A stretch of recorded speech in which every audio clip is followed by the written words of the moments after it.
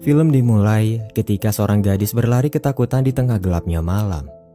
Dia menyusuri hutan di gunung yang sepi sembari menoleh ke arah belakang sebelum akhirnya dia tersandung dan jatuh.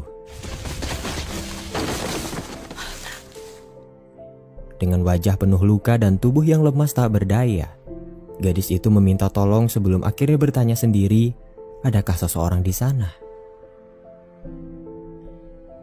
Gadis itu adalah Suyeon, seorang siswi berusia 16 tahun yang kerap kali dibully oleh teman-teman sekolahnya. Suyeon hidup seorang diri, di mana ibunya sudah meninggal dan ayahnya fokus bekerja di luar negeri dan tidak begitu memperhatikannya. Hal itulah yang mempersulit detektif untuk menyelidiki apa yang sebenarnya terjadi setelah mereka menemukan Suyeon tidak sadarkan diri di hutan malam itu. Di rumah sakit, Suyeon terbangun dan dia nampak bingung. Detektif menghampirinya untuk menggali informasi apa yang sebenarnya terjadi, tapi dia bungkam karena trauma yang sangat mendalam. Guru sekolah Suyeon datang menjenguk dan dia nampak begitu mengkhawatirkannya. Guru itu membawa beberapa orang tua murid, yang mengejutkannya mereka adalah orang tua dari tersangka terhadap tindak kekerasan yang dialami Suyeon. Detektif berkata bahwa anak-anak mereka membawa Suyeon ke arah gunung dan semuanya terekam CCTV. Para orang tua membela bahwa anak mereka tidak bersalah karena tidak ada bukti yang kuat yang memperlihatkan tindak kekerasan tersebut. Salah satu orang tua berkata, jika memang anak mereka pelakunya, mereka akan mengakhiri semua masalahnya itu dengan berdamai dan memberikan kompensasi. Detektif marah karena kasus yang menimpa Suyeon bukanlah sesuatu yang bisa didamaikan begitu saja, melainkan kasus serius yang harus ditindaklanjuti sampai ke akar-akarnya. Suyeon dibawa ke ruang pemeriksaan, di mana seorang dokter meminta dirinya untuk bercerita apapun yang dia rasakan, untuk memahami kondisi psikologisnya. Tapi dia tidak menceritakan apapun, bahkan setelah 10 hari dirawat di rumah sakit itu. Guru Suyeon mengabarkan berita itu kepada kepala sekolah, tapi bukannya peduli, dia malah meminta kasus perundungan itu diabaikan dengan alasan untuk menjaga reputasi sekolah dan kenyamanan murid lainnya. Guru Suyeon memang peduli, tapi dia tidak bisa berkorban hanya untuk membelanya. Oleh karena itulah dia terpaksa mengikuti perintah kepala sekolah dan tetap bungkam. Di rumah sakit, detektif menerima panggilan dari rekan kerjanya yang berkata bahwa usahanya menyusul ayah Suyeon ke luar negeri tidak membuahkan hasil. Ayah Suyeon tidak banyak berkomentar, bahkan dia tidak peduli dengan apa yang terjadi kepada putrinya itu. Kontribusinya hanyalah sebuah materi dan akomodasi yang dia siapkan untuk Suyeon. Ayah Suyeon memang kaya dan bergelimang harta, tapi bukan itu yang diharapkan Suyeon di saat-saat seperti ini. Karena tidak menemukan informasi apapun, rekan detektif berkata bahwa kasus itu akan dialihkan kepada tim lain. Di ruang rawat, Suyeon merasa putus asa dengan semua penderitaannya. Dia memutuskan untuk mengakhiri hidupnya dengan melilitkan kabel infus ke leher dan menariknya sekuat mungkin. Tiba-tiba, seorang wanita yang tidak diketahui asal-usulnya datang menghentikan Suyeon. Dia mengakui dirinya sebagai Kang Il-yong, seorang guru konseling yang diminta polisi untuk menangani kasus Suyeon. Il-yong mengungkit masalah Suyeon dan terus menyulutnya supaya dia mau bercerita, karena hanya dengan begitulah semuanya bisa diatasi. Namun, perasaan trauma seakan menghalangi Suyeon untuk menjelaskan apa yang sebenarnya terjadi. Il-yong menitip pesan untuk tidak mati kepada Suyeon, karena dia akan datang lagi untuk membantunya. Di malam itu Suyeon bermimpi. Dia berlari di hutan yang gelap dan menemukan dirinya yang sudah mati. Terbangun karena kaget, Suyeon merenungkan perkataan Il-yong yang akan kembali dan membantunya. Keesokan harinya, seorang gadis datang menemui Suyeon di rumah sakit. Dia adalah Kyujin, sosok perundung Suyeon yang sudah melukainya di malam itu. Suyeon diam terpaku dalam ketakutan dan dia tidak berkata sepatah kata pun saat Kyujin memberikannya seragam sekolah baru. Tentu itu adalah kemunafikan yang ditunjukkan Kyujin berpura-pura peduli kepada korbannya sendiri. Dengan tawa yang jahat, Kyujin memberikan kabar bahwa Suyeon akan segera dipindahkan dari sekolahnya. Dia juga mengancam Suyeon untuk tidak melaporkan kasus itu kepada polisi. Lebih jahatnya, dia membeberkan rumor tentang ayah Suyeon yang tidak peduli kepadanya. Kyujin pergi dengan muka duanya saat suster datang ke ruangan Suyeon. Tanpa dia sadari, Il-yong sudah menunggu dari luar dan mendengar semuanya. Il-yong mengantar Suyeon menuju apartemennya. Dia juga menawarkan dirinya untuk menemani Suyeon jika merasa kesepian. Walaupun sempat ditolak, Suyon akhirnya menerima Il-yong dan bertanya kenapa dia mau membantunya. Il-yong sendiri paham betul bahwa Suyon sangat membutuhkan sosok orang dewasa yang bisa memahami kondisinya saat ini. Il-yong menemani Suyon makan dan berjalan-jalan di sekitar pemukiman warga. Saat itu Suyon melihat seseorang yang dia kenal lalu mengejarnya. Il-yong mengikutinya dari belakang, mengambil jalan yang berbeda dan tanpa disengaja dia lebih dulu berpapasan dengan orang itu. Terkejut saat melihatnya, orang itu tampak terlihat sangat mirip dengan Suyon. Dia adalah Juyon, kembaran Suyon yang sudah lama terpisah. Dia adalah kebalikan Suyon di mana sifatnya sangat kasar dan tidak ragu untuk melakukan tindak kriminal. Suyon tidak menyangka bisa bertemu lagi dengannya setelah ibu mereka dinyatakan meninggal. Juyon tidak terkejut, bahkan dia berkata tidak peduli dengan status persaudaraan tersebut. Juyon pergi meninggalkan mereka berdua dengan muka sinisnya. Di malam itu, Suyon bercerita kepada Il-yong bahwa dahulu ibunya bercerai dengan sang ayah saat dia hamil, tapi dia tidak menyadarinya. Setelah mereka berdua terlahir dan berumur 4 tahun, ibu Suyon terpaksa memberikannya kepada sang ayah karena tidak sanggup menanggung beban ekonomi. Suyon berusaha memahami itu dan menerima semuanya hingga saat ini. Setelah ibu mereka meninggal, Suyon berusaha mencari kembarannya tapi dia tidak pernah berhasil. Keesokan harinya, Il-yong mencari Juyon di daerah pemukiman sebelumnya dan mengikutinya saat dia pergi ke toko kosmetik. Juyon mencuri sebuah lipstik di toko itu dan Il-yong mengetahuinya. Setelah mengikutinya dari belakang, Il-yong menghampiri Juyon dan memperkenalkan dirinya. Il-yong menceritakan kasus perundungan yang dialami Suyon kembarannya itu. Il-yong secara terang-terangan meminta bantuan Juyon untuk mengatasi kasusnya tersebut. Karena sebagai guru konseling, ada beberapa hal yang tidak bisa dia lakukan. Il-yong bercerita bahwa dulu dia juga pernah dibully dan semuanya masih terasa sangat jelas. Luka yang ditinggalkan begitu sulit untuk disembuhkan. Dia bahkan tidak menyangka akan bertahan sampai sejauh ini. Saat melihat Suyon, Il-yong mulai menyadari bahwa kasus perundungan pada dasarnya akan terus terjadi dimanapun dan kapanpun itu. Dan dia berharap Suyon bisa bertahan sama seperti dirinya. Juyon menolak karena dia tidak peduli bahkan tidak mau memahami posisi saudara kembarnya tersebut. Il-yong terpaksa mengancam Juyon dengan kasus pencurian yang baru saja dia lakukan di toko kosmetik. Il-yong juga menawarkan uang sebagai imbalan jika dia mau membantu. Merasa tidak ada pilihan lain, Juyon terpaksa mengikuti kemauan Il-yong. Di malam itu, Juyon dibawa ke apartemen Suyon dan dia tidak menyangka kembarannya itu hidup dalam kemewahan. Il-yong memintanya untuk tinggal di apartemen selama rencana berlangsung, di mana rencananya adalah bertukar kehidupan. Juyon akan menyamar sebagai Suyon dan masuk ke sekolah seperti biasanya. Juyon menolak karena dia tidak mau bertindak seperti orang bodoh hanya untuk memainkan peran saudaranya di sekolah. Il-yong menjelaskan bahwa rencana itu hanya sementara karena Suyon akan segera dipindahkan. Tapi sebelum itu terjadi, Il-yong berharap bahwa para perundung itu bisa menerima ganjaran atas apa yang mereka perbuat. Tentu saja ini adalah sebuah rencana balas dendam dengan memanfaatkan sifat kasar yang dimiliki Juyon untuk melawan mereka. Juyon tetap tidak tertarik dan akhirnya dia pergi meninggalkan apartemen. Setibanya di lantai bawah, Juyon terganggu oleh kebisingan grup chat yang dihebohkan dengan sebuah video. Grup chat itu diisi oleh orang-orang anonim yang pada dasarnya sering melakukan tindak kriminal sama seperti Juyon. Saat itu Juyon terkejut karena ternyata itu adalah video rekaman asusila yang menimpa kembarannya. Marah setelah melihatnya, Juyon kembali dan memutuskan untuk menghukum para perundung itu, terutama wanita dengan tawa jahat yang dia dengar dalam video tersebut. Itu adalah tawa Kyujin. Keesokan harinya, Juyon pergi ke sekolah dengan gaya dan kepribadiannya sendiri. Hal itu cukup mengejutkan siswa lain, terutama teman di kelasnya. Juyon duduk di bangku paling belakang, di mana akhirnya Kyujin menampakkan dirinya di kelas itu dan mulai mengganggu seperti biasanya.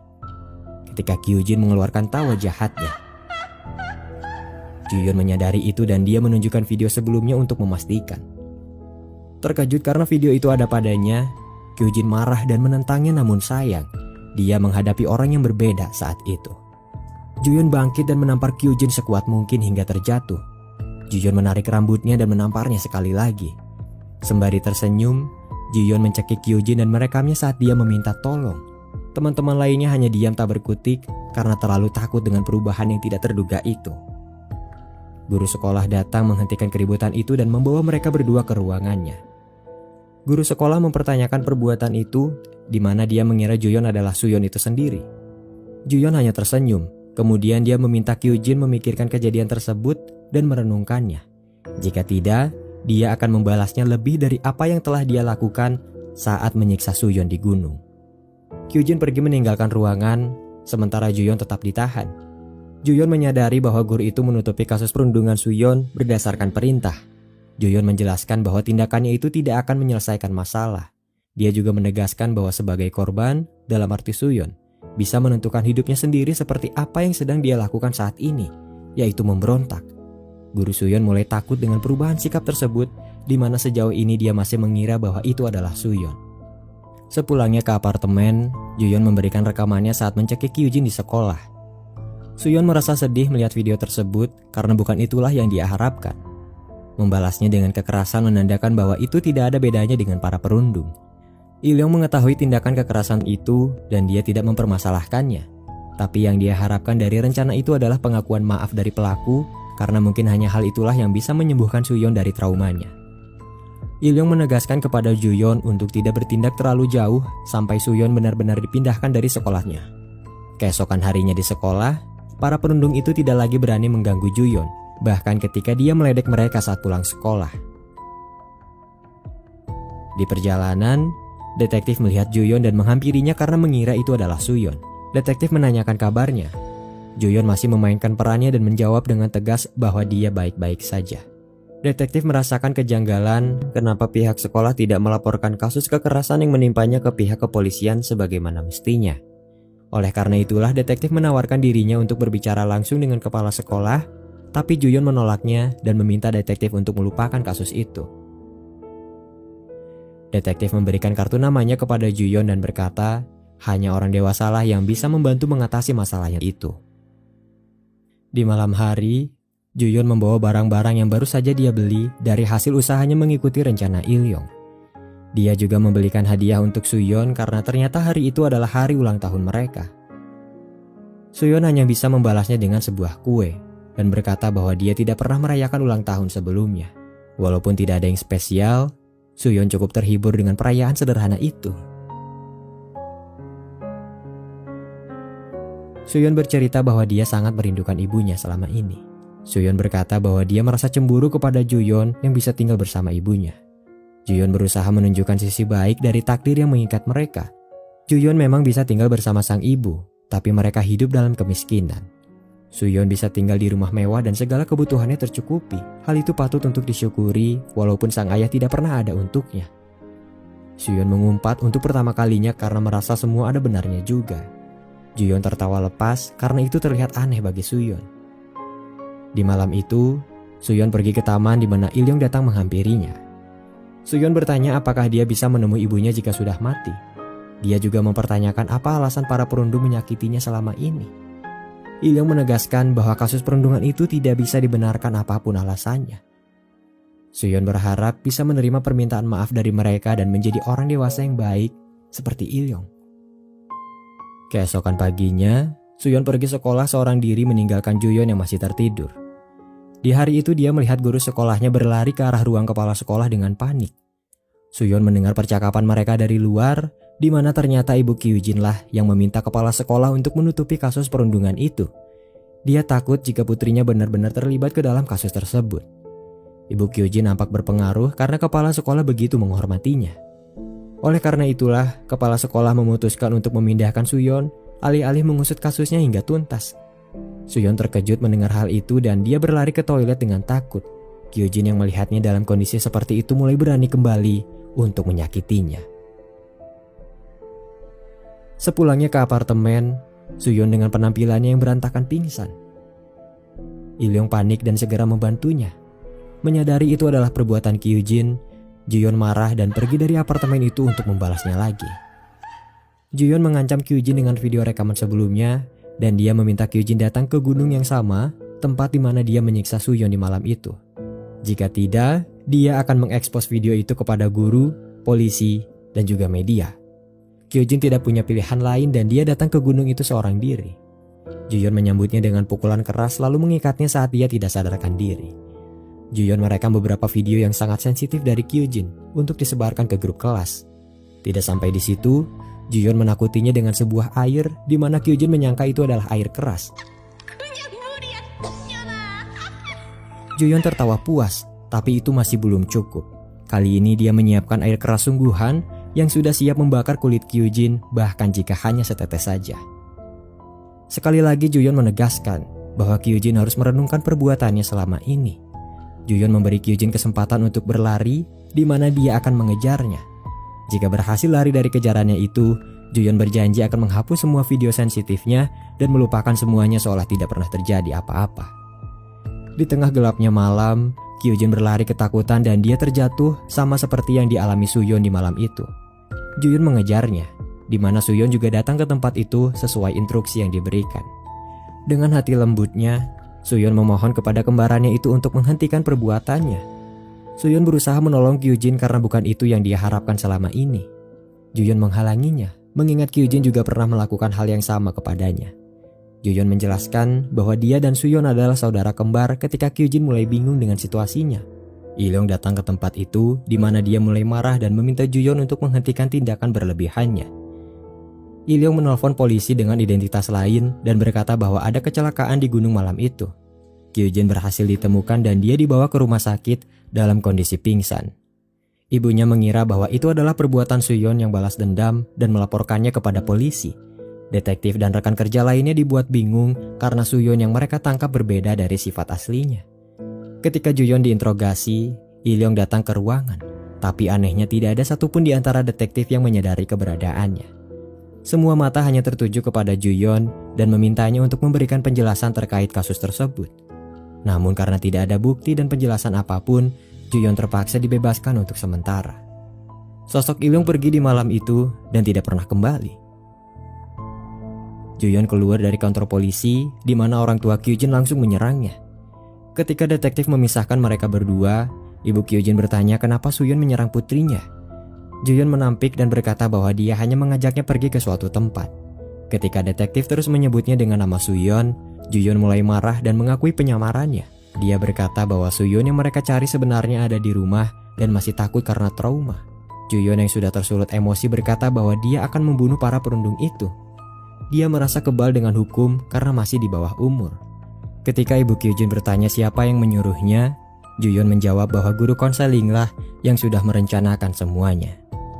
Detektif semakin bingung karena mereka tidak bisa menemukan informasi apapun tentang guru konseling yang disebutkan Juyeon sebelumnya. Detektif mencoba menemui Suyeon di apartemen, tapi ternyata dia tidak ada di sana. Di saat yang sama, Kyujin yang pingsan di rumah sakit sudah sadarkan diri. Dia menerima karmanya dan mulai gila. Dia meracau berkata bahwa Suyeon berbicara sendiri saat menyerangnya. Mendengar kabar itu, detektif mulai menyadari bahwa Suyeon sebenarnya memiliki kepribadian ganda, di mana Juyeon dan guru konseling sebenarnya adalah dirinya sendiri. Setelah Suyeon disiksa di hutan pada malam itu, dia mengalami kecemasan psikologis dan mulai memanggil alter egonya sendiri. Suyeon tidak pernah ditolong guru konseling karena dialah yang melakukannya sendiri. Suyeon tidak pernah memiliki kembaran karena dialah yang memanggilnya sendiri. Semua itu muncul karena hasrat yang kuat di dalam dirinya. Suyeon ingin menjadi sosok yang kuat dan pemberani untuk melawan penindasan, maka muncullah kembarannya Juyeon. Suyeon berharap ada orang yang sama sepertinya yang bukan hanya sekedar mengetahui, tapi juga bisa memahaminya. Maka muncullah guru konseling Kang Ilyong. Suyeon pergi dan menyelesaikan masalahnya sendiri setelah membalaskan dendamnya kepada Kyujin di malam itu. Detektif yang tidak bisa menyelesaikan kasus tersebut selalu bertanya-tanya, apakah Juyeon dan guru konseling itu nyata? Apakah mereka memang ada di saat Suyeon membutuhkannya? Jawabannya ada pada Suyeon, karena hanya dialah yang mengetahuinya. Waktu berlalu, Suyeon pergi menuju bandara ditemani oleh Kang Ilyong dalam imajinasinya. Sebelum pergi ke tempat yang jauh, dia mengungkapkan impiannya untuk menjadi guru konseling yang baik, sama seperti Ilyong. Film ini berakhir dengan fakta yang mengejutkan dan sangat tragis, di mana ternyata Suyeon sudah meninggal tidak lama setelah dia meminta tolong di hutan malam itu. Semua cerita ini adalah proyeksi dari harapan terakhir Suyeon yang sangat menginginkan bantuan dan sosok orang dewasa yang selalu ada di sisinya, yang bukan hanya mengetahui, tapi juga memahami masalahnya.